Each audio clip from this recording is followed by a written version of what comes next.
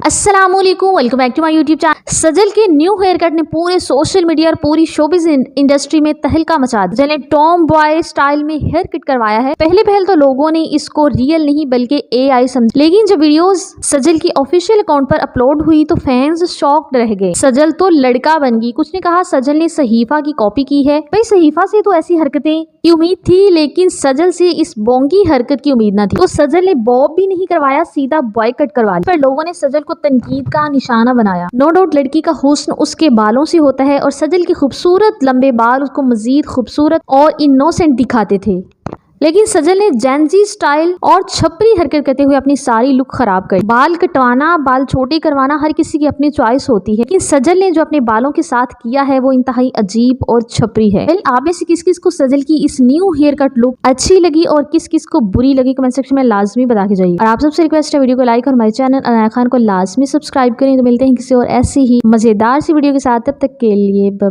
Bye.